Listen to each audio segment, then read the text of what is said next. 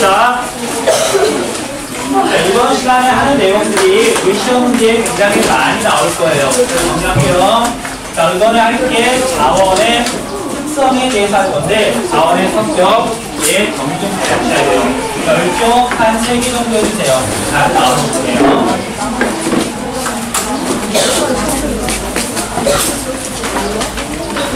자, 이야기 그만하고. 자, 자원의 첫 번째 성격이 뭐냐면 유한성이라는 게 있어요. 자, 유한하다 무슨 뜻인지 대충 알겠죠? 자, 유한성이라는 성격이 나타나는 까닭은 얘는 대부분의 지하 자원은 매장량이 한계가 있기 때문에 그래요.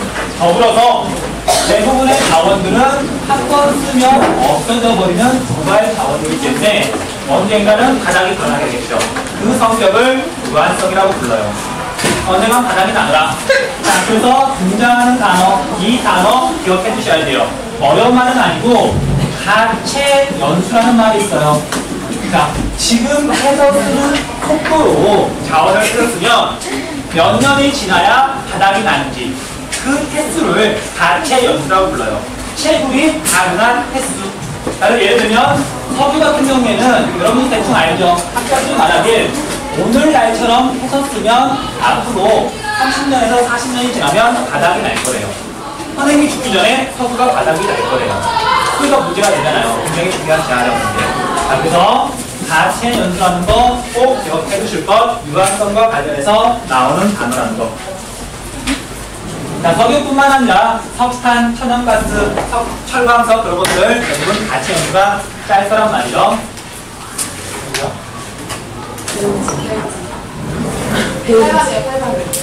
그래, 용서하고 가. 자, 그래서 우리가 쓰는 자원이 언젠가는 바닥이 날 것이다. 그래서 바닥이 나기 전에 대책을 세워야 돼요. 그래서 이 대책에 관련해서도 역시 시험 문제에서 잘 들어봐요. 중요하니까. 그렇잖아요. 그래서 대책을 봤더니 단기 대책이 있고 근본적인 해결책은 아니지만 지금 당장 할 수 있는 거, 그다음 근본적인 해결 방법, 장기적인 대책이 있어요. 두 가지를 구분하는데 어려운 건 아니에요. 그러니까 단기 대책을 봤더니 자원을 아껴서 쓰면은 좀 더 오래 쓸 수가 있겠죠. 그다음 재활용할 수 있는 것들은 재활용을 하게 되면 역시 자원을 더 오래 쓸 수가 있어요. 그다음 지금 남극 같은 경우에는 자원이 많이 묻혀 있는데 개발을 아직 못하고 있죠. 다른 말로 표현하면 우리가 아직 지구에 보면은 미처 모르는 자원들이 더러 있어요. 그래서 자원 탐사를 좀 더 꼼꼼히 하게 되면 자원 사용량이 좀 더 늘어나겠죠. 이런 것들은 단기 대책에 들어가요. 하지만 이런 방법을 통해서 조금 사용 기간을 늘린다 하더라도 여전히 언젠간 바닥이 날 거 아니에요. 자, 그래서 장기적으로는 고갈되는 자원이 아닌 영원히 쓸 수 있는 자원으로 바꿔야 돼요. 석유로 가는 자동차 대신 태양열로 가는 자동차라든지 그런 식으로 바꾸는 게 장기적인 해결 방법이 되겠죠. 자, 그래서 장기적으로는 대체 자원을 개발해야 된다.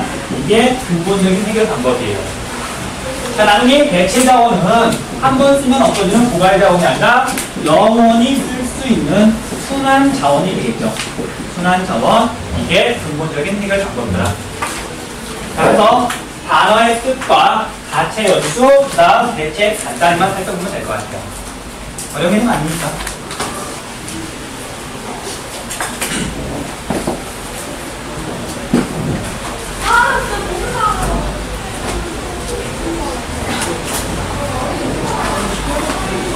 자, 다음 두 번째, 자원의 특성 가운데 두 번째는 편재성이라는 게 있어요. 자, 편재되어 있다. 자, 무슨 뜻이냐면 골고루 퍼져 있는 게 아니라 특정한 장소에만 모여있더라, 몰려있더라. 이게 자원의 또 다른 성격이에요.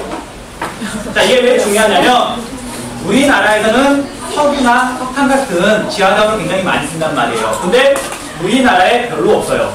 그래서 우리 입장에서는 참 안타까운 사실이잖아요. 대부분의 자원은, 특히 석유는 중동 지방, 서남 아시아만 몰려있죠. 자, 그래서 역시 시험 문제에 잘 나와요. 봤더니 석유나 또는 천연가스 같은 것들이 현재성이 굉장히 커다란 자원의 대표적인 거예요. 특정한 지역은 몰려있잖아요. 자, 그래서 현재성이라는 거 중요하고 여기서 나오는 또 중요한 개념이 있어요. 자, 자원을 가지고 있는 서남아시아 국가들이 그 석유를 이용해서 자기 나라에 유리하도록 국제 정세를 바꿔요. 그래서 자원을 이용해서 자기 민족을 이롭게 한다. 민족만을. 그걸 자원 민족주의라고 부르죠. 그래서 편제성이 큰 자원들은 자칫 잘못하면 자원 민족주의를 불러올 수 있더라. 그런 생각나는 단체가 하나 있죠. 석유 수출국기구 오펙. 자, 이렇게 해서 시험 문제에 가끔 질문 나오니까 기억해 줄 것. 아니, 그럴 수밖에 없는 게 석유라는 건 언젠간 고갈이 돼요. 서남아시아 대부분 건조한 나라 사막국가잖아요. 그래서 석유가 떨어지면 그 나라들은 대책이 없어요. 그러니까 석유가 떨어지기 전에 최대한 석유를 비싸게 팔아먹어야 되거든요. 우리 입장에서는 최대한 싸게 사와야 되는데, 그래서 우리 입장에서는 얄미울 수밖에 없긴 하지만 뭐 상황이 이해는 되죠. 자, 그런 걸 어쨌든 자원 민족주의라고 하더라. 기억해 주세요.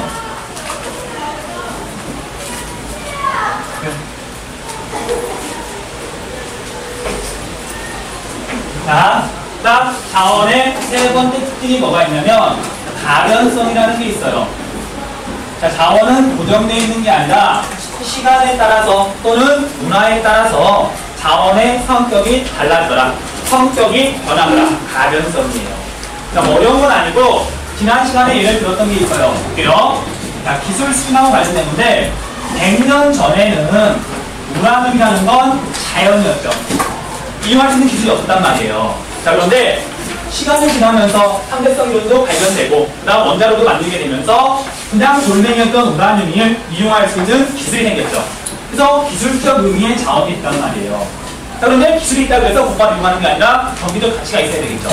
근데 이런 우라늄은 오늘날 경제적 가치가 있어서 핵분열해서 원자력 발전을 하잖아요. 그래서 오늘날 우라늄은 경제적 의미의 자원이 있잖아요. 그렇죠? 자, 그래서 100년 전에는 그냥 자연이었지만 시간이 지나면서 경제적 의미의 자원이 있더라. 이렇게 성격이 바뀌는 걸 가변성이라고 불러요.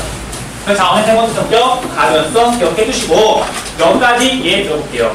그래서 첫 번째, 기술 수준이 달라지면서 성격이 달라지는 건 대표적인 거 우라늄이 있어요. 우라늄. 그다음 두 번째, 자, 기술하고 상관없이 경제성이 달라지면서 자원의 성격이 달라지는 것도 있어요. 자, 예를 들면 우리나라 땅 밑에는 비록 많은 양은 아니지만 철이 묻혀 있어요. 실제로 우리나라는 철광석을 캐낸 적이 있어요. 1995년까지. 그런데 지금은 안 캐요. 자, 왜냐면 철을 캐기 위해서 1억 원이 들었는데 그 철을 가지고 뭔가를 만들어서 팔았더니 꼴랑 5천만 원밖에 안 나와요. 그러면 기술이 있다 하더라도 캐지 않게 되겠죠. 그 이유가 뭐냐면 중국에서 워낙 값싼 철이 들어오니까 굳이 우리나라가 안 캐는 거예요. 기술이 있는데도 불구하고. 자, 그래서 철 같은 경우에는 1995년까지만 하더라도 경제적 의미의 자원이었어요. 방산이 있었단 말이에요. 근데 지금은 경제적 가치가 없어져서 기술적 의미의 자원으로 바뀌었죠. 오케이? 자, 이렇게 성격이 달라진다. 가변성. 그래서 경제성에 따라 달라지는 건 철 하나만 예를 들게요. 철과 같은 것들.